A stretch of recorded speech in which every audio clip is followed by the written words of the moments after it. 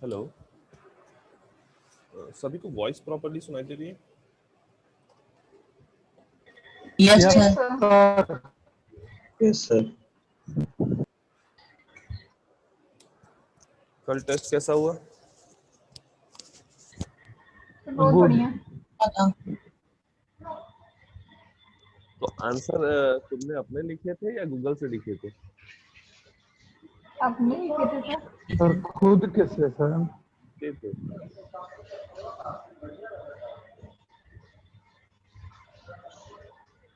अच्छा, सर आपकी आवाज नहीं, हाँ, वॉइस नहीं आ रही है? सर थोड़ी ग्लिच कर रही है। अब सही है।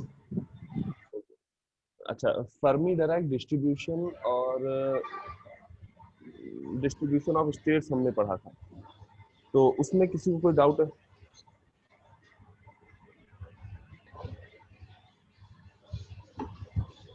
No sir. Fermi Dirac distribution basically क्या होता था?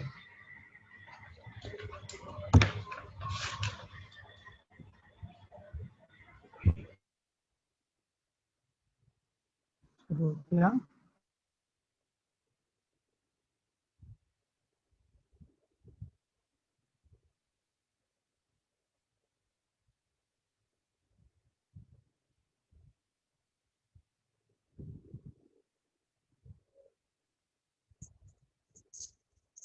मेरी आवाज बेटा आ रही है? Yes sir. तो फर्मी डायराक्ट डिस्ट्रीब्यूशन पढ़ा था और क्या होता था ये बताएंगे?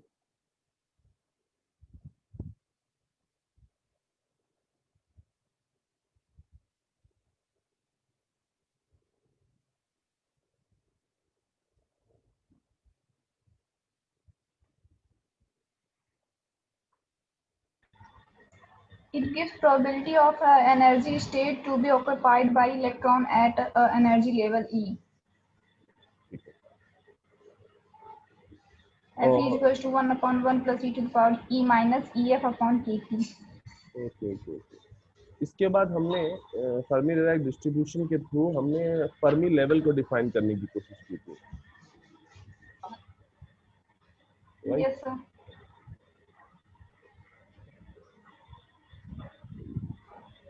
Role number 71 Omika. Hello, yes sir. हाँ बेटा, फर्मी लेवल की हमने एक डेफिनेशन क्रिएट की थी using Fermi Dirac distribution. Fermi Dirac distribution पे कुछ हमने केसेस लगाए थे और उसके बाद उससे हमने एक डेफिनेशन बताई थी फर्मी लेवल की। क्या बताया गया था वो फर्मी लेवल का डेफिनेशन? या ये कहें कि इलेक्ट्रॉन डिस्ट्रीब्यूशन के अकॉर्डिंग हमने फर्मी लेवल को डिफाइन किया था, तो क्या था वो?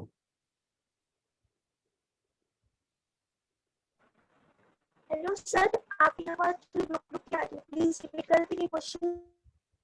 बेटा कल लास्ट क्लास में जब हमने फर्मी डायराक्ट डिस्ट्रीब्यूशन पढ़ा था, तो फर्मी डायराक्ट डिस्ट्रीब्यूशन के बाद हमने फर्मी डायराक्ट डिस्ट्रीब्यूशन में टेम्परेचर एंड उसके डिफरेंट कंडीशन लगा के एनर्जी की डिफरेंट वैल्यूज, कुछ वैल्यूज रखकर हमने डिफाइन किया था कि फर्मी लेवल क्या होता है, या ये कहें कि फर्मी लेवल के अकॉर्डिंग हमने इलेक्ट्रॉन का डिस्ट्रीब्यूशन क्रिएट किया था। तो वहां से फर्मी लेवल की एक डेफिनेशन निकल के आई थी, तो क्या थी वो फर्मी लेवल का? कुछ रिलेशन याद है?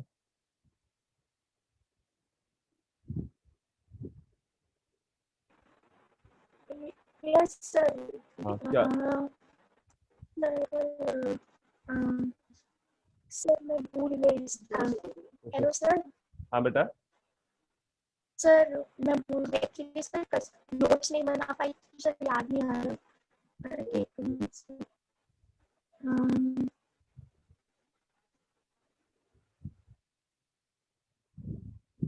तो नेक्स्ट टाइम से नोट्स बनाएंगे और ऐसा दोबारा नहीं करेंगे, ठीक है? Okay sir. प्रियांशु गर्ग।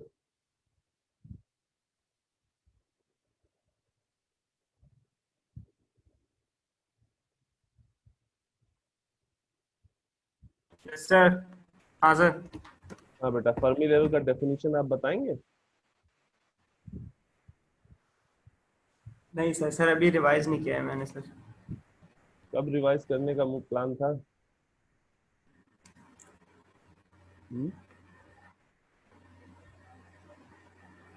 आज ही क्लास के बाद से कर लेंगे तुरंत रिवाइज, आज ही कर लेंगे। आज ही कर लेंगे। तो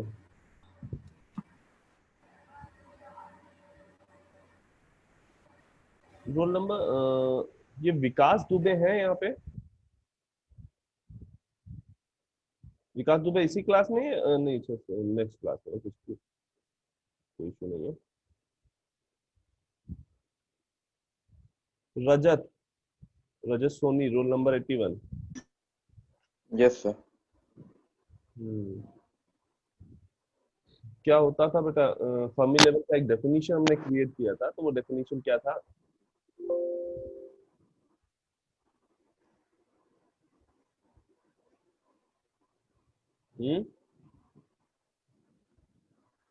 So Fermi level probability of half of being electron occupied by an electron. ये अभी कहाँ सर्च किया है? Sir book. क्योंकि अभी हम तो वहां तक पहुंचे ही नहीं है, वो डिस्कशन तो आज हमारा होना है। ठीक है, ये एक डेफिनेशन भी है। साथ में हमने एक चीज देखी थी कि जब हमने हमने E ग्रेटर देन EF पे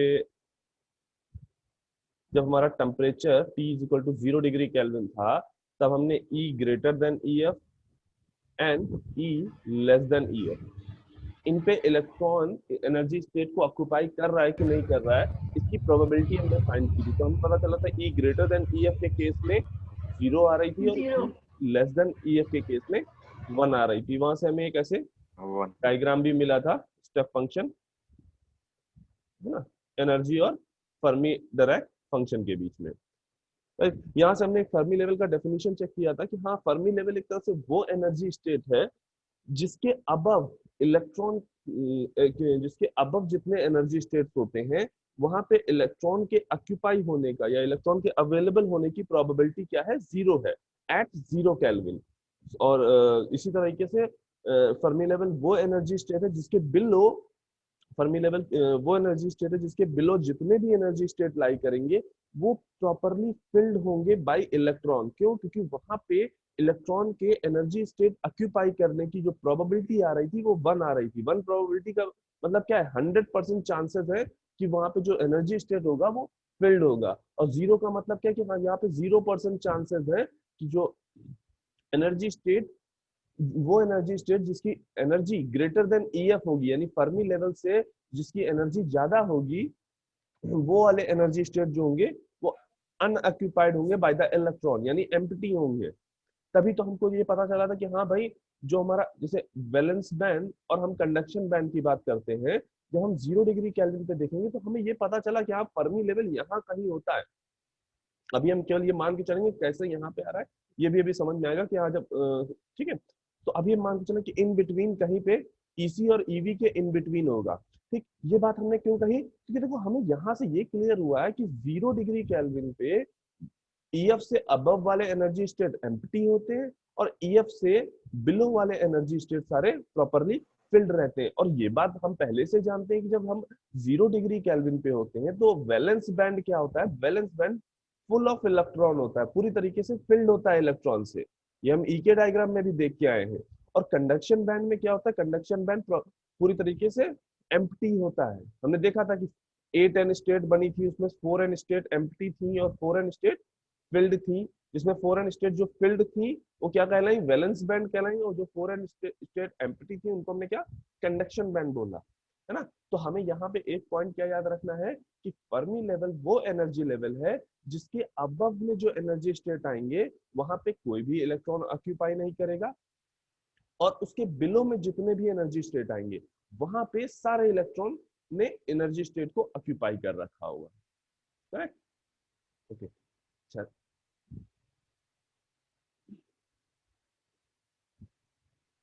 यस सर।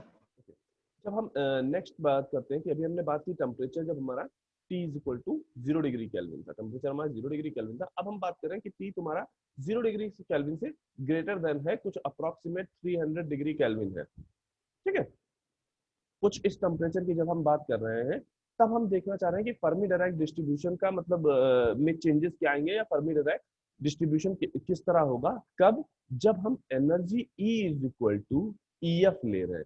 मतलब एग्जैक्ट अगर हम बात कर रहे हैं कि फर्मी एनर्जी लेवल पे हम ये देखना चाह रहे हैं कि ऑक्यूपाइड इलेक्ट्रॉन कितने हैं, फर्मी एनर्जी लेवल पे ऑक्यूपाइड इलेक्ट्रॉन कितने हैं जो जिन्होंने एनर्जी स्टेट्स को ऑक्यूपाई कर रखा है, वो फाइंड आउट करने के लिए हम चेक करना चाह रहे हैं। तो हम E is equal to EF ले रहे हैं यहाँ पे, और टेम्परेचर जो है हमारा ग्रेटर देन 0 है।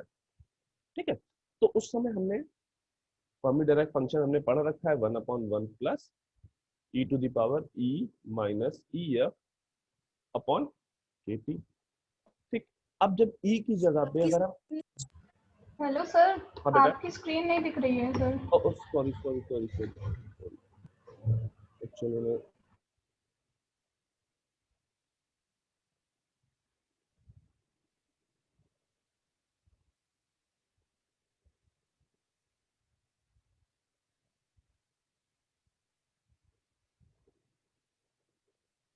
now is it visible?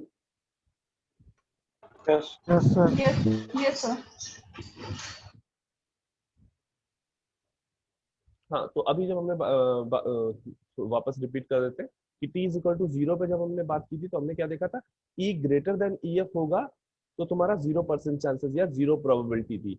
अगर energy state less than Fermi level है तो तुम्हारी कितनी क्या आ रही थी, 100% प्रोबेबिलिटी थी कि एनर्जी स्टेट को इलेक्ट्रॉन ने ऑक्यूपाई कर रखा था। ये बातें हमने दोनों चीजें देखी थी। उसके बाद ये हमने ऐसे डायग्राम देखा था, राइट, कि हाँ जो तुम्हारी एनर्जी के अकॉर्डिंग कैसे फर्मी डायरेक्ट डिस्ट्रीब्यूशन चेंज हो रहा है। जब तक हम फर्मी लेवल से पहले तक की बात करें, फर्मी एनर्जी लेवल से पहले की एनर्जी, वहां पे फर्मी डायरेक्ट डिस्ट्रीब्यूशन की वैल्यू कितनी आ रही, 1 आ रही है, और उसके बाद अचानक से जस्ट एट EF ये वैल्यू 0 हो रही है। ठीक है, और ये एक तरह से क्या स्टेप फंक्शन इसने बनाया था, करेक्ट।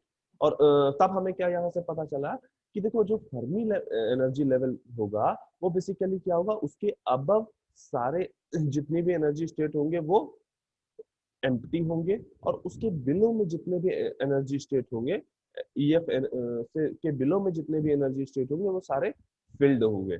और साथ में हमने लास्ट टाइम ईके डायग्राम और अलाउड अलाउड एंड फॉरबिडन वाला जो कॉन्सेप्ट पढ़ा था, वहां पे हमने देखा था कि अगर हम 8n स्टेट ले रहे थे तो वहां पे 4n स्टेट क्या थी, फिल्ड थी, और 4n स्टेट एम्प्टी थी। तो एम्प्टी वाली क्या है, कंडक्शन बैंड में आ गई, और जो फिल्ड वाली थी वो वैलेंस बैंड में आ रही थी। तो हमें ये तो क्लियर हो गया कि जो फर्मी लेवल है ये in between conduction band and valence band होगा। मतलब जो कंडक्शन बैंड की एज है और जो वैलेंस बैंड की एज है उनके उसके बीच में ही कहीं पे फर्मी लेवल इनिशियली लाई करेगा। ठीक है, अभी आगे और भी चीजें देखेंगे कि कैसे डोपिंग के साथ फर्मी लेवल चेंज हो रहा है, कैसे टेम्परेचर के साथ फर्मी लेवल में चेंजेस आ रहे हैं। लेकिन अभी इनिशियली हमें ये समझ में आ रहा है कि हाँ जो फर्मी लेवल होगा वो इन बिटवीन होगा edge of valence band and edge of conduction band. ठीक, ये बात की। उसके बाद हमने क्या देखना था कि जब हम temperature greater than 0 degree kelvin की बात कर रहे हैं और हमने एनर्जी जो ली है वो फर्मी लेवल के बराबर ली है, मीनिंग हम चाहते हैं कि E is equal to EF जो अब हमने लिया हुआ है, तो एग्जैक्ट फर्मी लेवल पे कितनी एनर्जी स्टेट ऑक्यूपाई होने की प्रोबेबिलिटी क्या है, बाय द इलेक्ट्रॉन कितनी एनर्जी स्टेट ऑक्यूपाई होने की प्रोबेबिलिटी है। ठीक है, तो उसके लिए हमें क्या पता है, फर्मी डायरेक्ट डिस्ट्रीब्यूशन ये होता है। यहाँ पे हमें अभी टेम्परेचर की वैल्यू हमने कुछ भी ले रखी है, मान लीजिए हमने 300 डिग्री केल्विन ले रखी है। ठीक है, E की जगह पे हमने क्या लिया है, EF लिया है। तो जब E की जगह पे EF पुट करोगे तो ये क्या आएगा, 1/1 plus E to the power 0। E to the power 0 क्या होता है,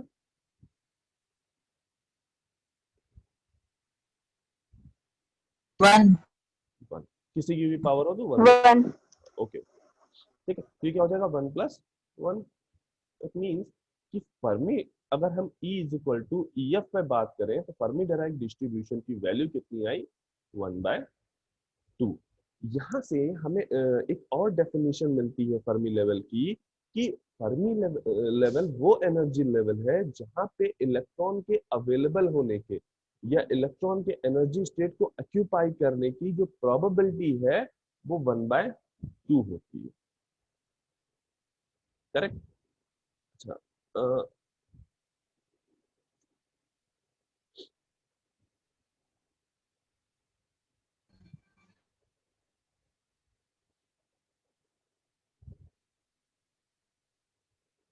दैट मीन्स जो हमने अभी तक ये ग्राफ पढ़ा है,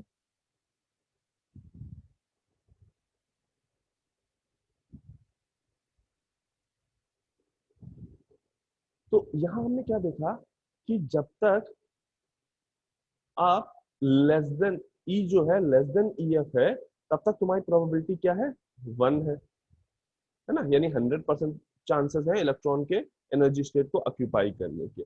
और जब ई ग्रेटर देन ई एफ है, तो वहां पे प्रोबेबिलिटी फंक्शन कितना है, 0 है। और एट ई एफ, जब हम ई एग्जैक्ट फर्मी लेवल पे बात करते हैं, तो फर्मी डायरेक्ट डिस्ट्रीब्यूशन हमें कितना मिला, 1/2।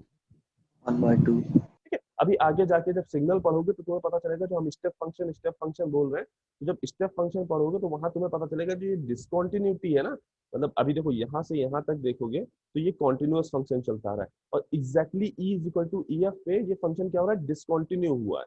ठीक है, मतलब इसका अगर एग्जैक्ट ई एफ पे देखो तो इसकी 2 वैल्यूज दिख रही है, यहाँ पे भी 1 भी दिख रही है और 0 भी दिख रही है, 2 वैल्यूज दिख रही है, मीनिंग ये डिसकंटिन्यू है ना।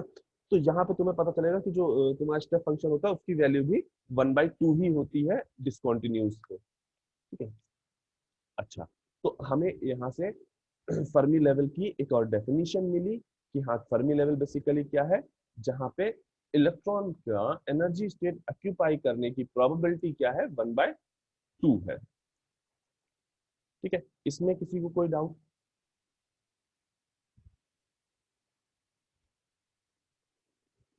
No sir. नेक्स्ट, हम अज्यूम जब फर्दर कैलकुलेशन के लिए हम बेसिकली जो फर्मी डिराइव्ड डिस्ट्रीब्यूशन और जो ये डेंसिटी ऑफ स्टेट फंक्शन है, इन दोनों टॉपिक्स को हम बेसिकली पढ़ना इसलिए चाह रहे थे कि हमें फाइंड आउट करना था कि जो तुम्हारे इलेक्ट्रॉन और होल का कंसंट्रेशन है, जब हम एन टाइप की बात करें या जब हम पी टाइप की बात करें, तो वहां पे जो इलेक्ट्रॉन और होल का कंसंट्रेशन है वो बेसिकली कितना है, हम वो फाइंड आउट करना चाह रहे थे। और उसी के लिए हमने ये दोनों फंक्शन बेसिकली हमने पढ़े हैं। तो मतलब एक तरह से ये समझो कि अगर ठीक है, तो उसके लिए हमें एक अजम्पशन लेना था, मीनिंग रीजन ये था कि ये जो फर्मी डायरेक्ट डिस्ट्रीब्यूशन का ये हम लोगों ने फंक्शन पढ़ा है, ये फंक्शन बेसिकली अगर इस फंक्शन को सॉल्व करने जाते तो इस फंक्शन में डिफिकल्ट मैथमेटिकली सॉल्व करना थोड़ा सा पॉसिबल नहीं था। तो उसके लिए एक साइंटिस्ट है बोल्ट्जमैन, उन्होंने अपना एक अप्रोक्सीमेशन दिया।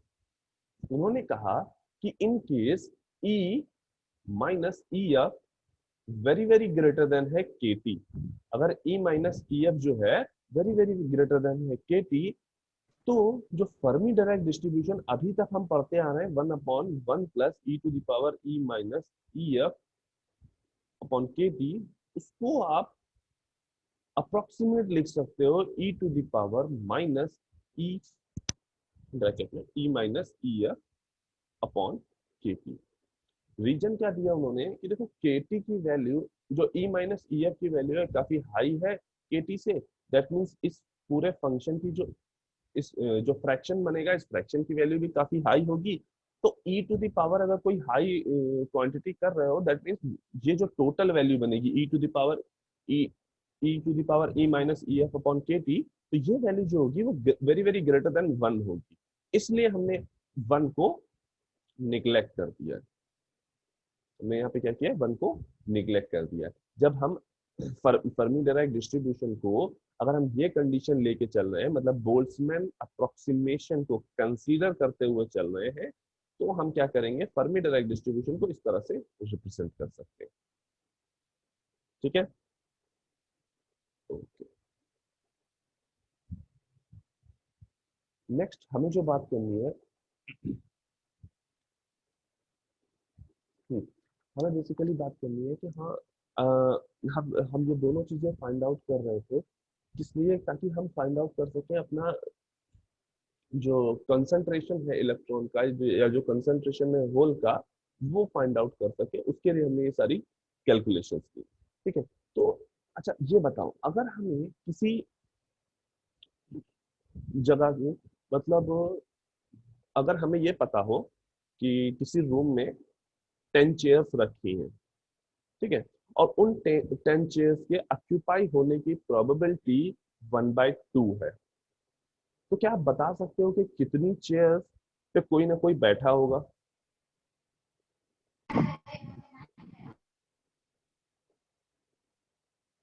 सर एक बार रिपीट कर दीजिए क्वेश्चन। इन केस हमने कहा हमारे एक रूम में 10 चेयर्स हैं, ठीक है, 10 चेयर्स हैं, राइट, और उसके उस चेयर, वो जो 10 चेयर्स हैं, उनके ऑक्यूपाई होने की, उनके फिल होने की, या उनपे किसी के बैठने की प्रोबेबिलिटी जो है वो 1/2 है।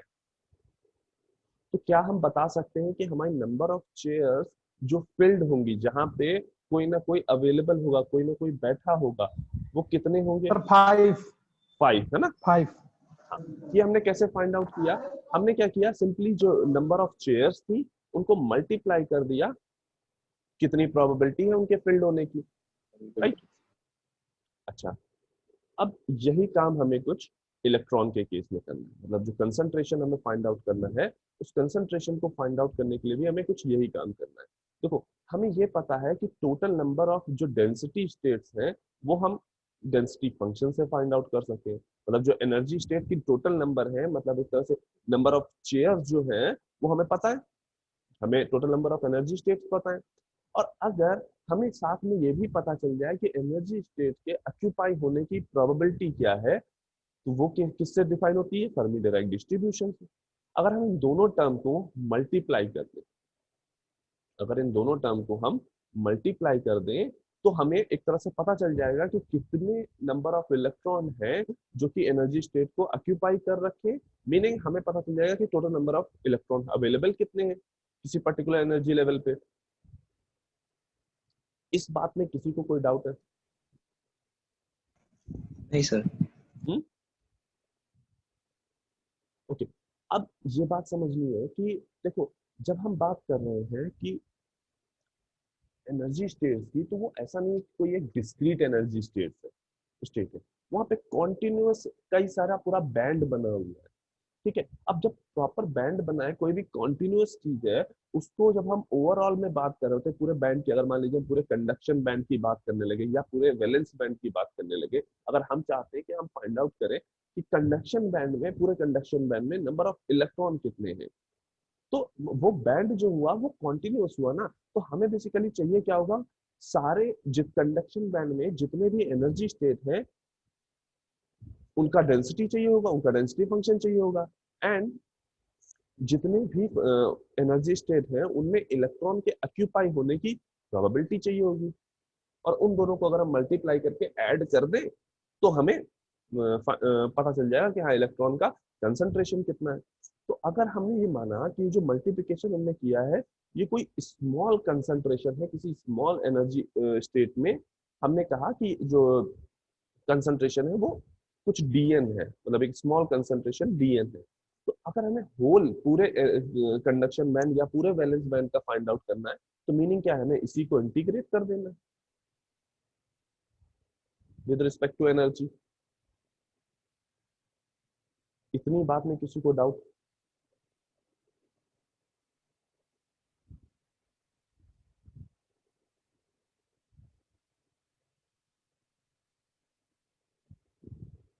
अगर डाउट नहीं आ रहा है तो हम यहाँ से स्टार्ट कर सकते हैं concentration of electron in conduction band. हम फाइंड आउट करने की कोशिश करेंगे मैथमेटिकली कि कंडक्शन बैंड में इलेक्ट्रॉन का कंसंट्रेशन कितना है, ठीक। हमने अज्यूम किया कि जो तुम्हारा कंडक्शन बैंड है वहां पे जो डेंसिटी फंक्शन है वो Ne है,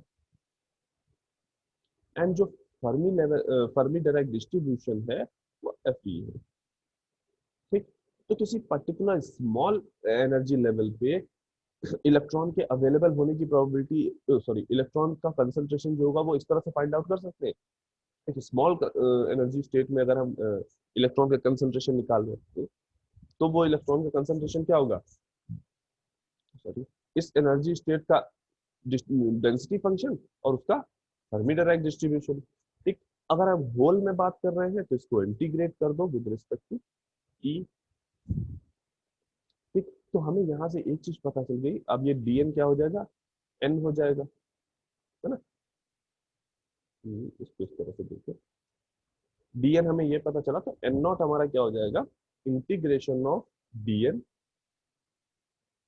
that means integration of ne fe of de।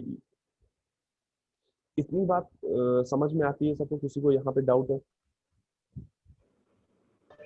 Sir ये पूरा एक बार फिर से समझा दीजिए। हाँ बेटा।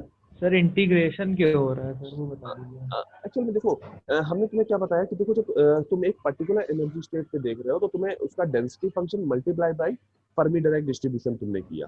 ठीक, वहां से तुम्हें नंबर ऑफ इलेक्ट्रॉन कितने हैं वो फाइंड आउट किए। ठीक है, इसी तरीके से जब हम बात कर रहे हैं पूरे कंडक्शन बैंड की, उस कंडक्शन बैंड में कई सारे एनर्जी स्टेट्स होंगे। ठीक है, तो अगर हम ये कह रहे हैं कि पूरे कंडक्शन बैंड में हमें इलेक्ट्रॉन का कंसंट्रेशन निकालना है, तो उसके लिए हम क्या करेंगे, हर एनर्जी स्टेट पे ऐसे number of electron find out करेंगे और उनको आपस में ऐड कर देंगे। ठीक है, अगर ये एनर्जी स्टेट डिस्क्रीट होते, ठीक है, तो हम इनका जो एडिशन करने की बात करें वो नॉर्मल एडिशन होता। ठीक है, लेकिन क्योंकि यहाँ पे कॉन्टिन्यूअस एनर्जी स्टेट है, तो सबका जब हम किसी भी कॉन्टिन्यूअस बॉडी का हम तो होल में वो फाइंड आउट करना चाहते हैं कोई भी चीज, तो हम एडिशन की जगह पे इंटीग्रेशन यूज करते हैं ना, इस वजह से हमने यहाँ पे इंटीग्रेशन यूज किया है। राइट, हमने बेसिकली किया क्या है, ये जो ये है ये क्या होगा, dn होगा, मीनिंग ये किसी स्मॉल एरिया में इलेक्ट्रॉन का कंसंट्रेशन हमने फाइंड आउट कर लिया कंडक्शन बैंड में, और उसके बाद होल कंडक्शन बैंड में हमने इसका इंटीग्रेशन कर दिया। ठीक, अब हमें क्या देखना है कि इस इंटीग्रेशन की जो लिमिट होगी वो क्या होगी। ठीक है, तो इसको देखने के लिए थोड़ा सा जो अभी हमने एनर्जी बैंड देखा था, हमने क्या देखा था, जो कंडक्शन बैंड है उसका मिनिमम एनर्जी कितना होता है, ईसी, और मैक्सिमम एनर्जी के लिए अभी तक हमने जो अजम्पशन लिया है वो इंफिनिटी मान के चले। ठीक है, तो अभी हम इसी अजम्पशन के साथ चलेंगे, जो हमारा कंडक्शन बैंड है वो उसका लोअर लेवल क्या है, ईसी, और एंड जो हाईएस्ट लेवल है वो क्या है, इंफिनिटी। ये बात समझ में आ रही है? ठीक, तो हमारी जो यहाँ पे लिमिट होगी वो कुछ इसी तरह से होगी ना, फ्रॉम ईसी, जो हम इंटीग्रेशन कर रहे हैं वो कहां से कहां तक पूरे कंडक्शन बैंड में करना चाह रहे हैं, तो from EC to plus infinity.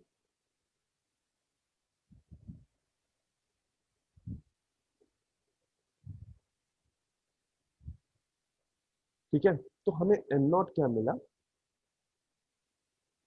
Integration from EC to infinity N E multiply by F E of D, इनका इंटीग्रेशन हमें कर देना है। हमें इसकी वैल्यू पता है, lambda under root E minus E C, ये हम पढ़ के आए हैं। ठीक, हमें यहाँ पे जो एक फर्मी डायरेक्ट डिस्ट्रीब्यूशन लेना है, ये हम वो वाला नहीं लेंगे जो 1/1 plus E to the power something something का, वो नहीं लेंगे। यहाँ पे जो हम फर्मी डायरेक्ट डिस्ट्रीब्यूशन यूज करेंगे वो हम अपने केस में यूज करेंगे जो हमने बोल्ट्जमैन अप्रोक्सीमेशन वाला यूज किया, मतलब E to the power minus E F upon K T. ठीक है, तो यहाँ पे क्या आएगा, E C to infinity gamma under root E minus E C multiply by E to the power E minus E F upon K T. ये हमें यहां से एन नॉट मिल गया। ठीक है, अच्छा, अगर यहां तक में किसी को समस्या नहीं आ रही है तो अब हम अजम्पशन लेंगे कि हमारी जो एनर्जी, देखो जो हमारा यहाँ पे ई माइनस ई सी है ना, ई माइनस ई सी, इसको हम अज्यूम करेंगे कि ई माइनस ई सी जो है वो इक्वल टू है के टी और कोई वेरिएबल एक्स। ठीक है, हमने एक सिंपल इस इंटीग्रेशन को सॉल्व करने के लिए, सॉरी ये ई माइनस ई सी होगा, हमने इंटीग्रेशन को सॉल्व करने के लिए सिंपली क्या किया है, अजम्पशन लिया है कि E minus E C is equal to क्या होगा, के टी एक्स। ठीक, तो यहां से अगर हम देखें तो डीई इक्वल टू क्या आ जाएगा, के टी डी एक्स। ये बात समझ में आ रही है? E माइनस ई सी हमने के टी एक्स माना हुआ है, तो वहां से हमें डीई क्या मिल जाएगा, के T into D x. Okay, अब लिमिट्स में क्या चेंज आएगा, ठीक है, x की जो लिमिट्स होंगी वो क्या होंगी, e x is equal to क्या होगा, x इज इक्वल टू होगा e minus E C upon K T, correct. तो अगर हम e इज इक्वल टू, जब हम ई सी की बात कर रहे हैं, जब हम लोअर लिमिट की बात कर रहे हैं, तो x की वैल्यू क्या आ जाएगी, 0। और जब e is equal to infinity हम देख रहे हैं, जब हायर लिमिट की बात कर रहे हैं, तो x की वैल्यू क्या आ जाएगी, इनफाइनाइट। मीनिंग अब हमारा जो इंटीग्रेशन हो गया वो कुछ चेंज होके क्या हो गया, 0 to infinity gamma e minus E C की जगह हमने क्या लिया है, के टी एक्स, तो under root K T X.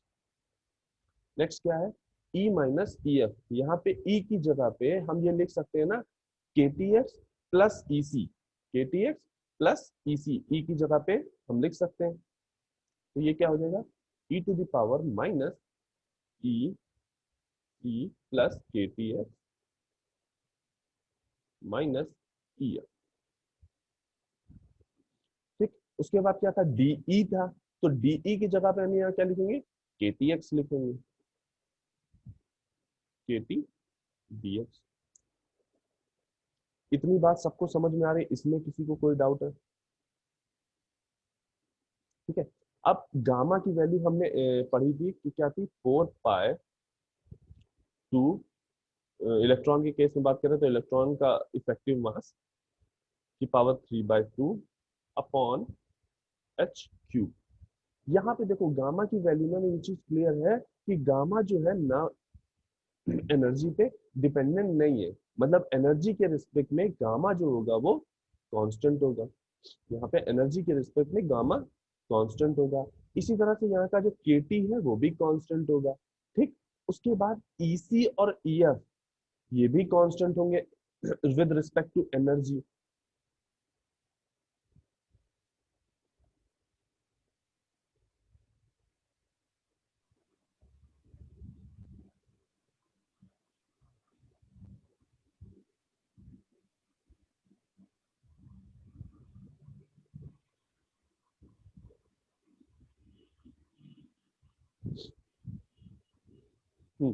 तो यहाँ से हम एम नॉट क्या फाइंड आउट कर सकते हैं, देखो गामा कांस्टेंट है, बाहर निकाल लिया, under root K T and के टी, तो क्या हो गया, के टी टू द पावर 3/2, क्योंकि कांस्टेंट आ रहा है इसलिए हमने इसको बाहर निकाल लिया। ठीक है, इस चीज को ये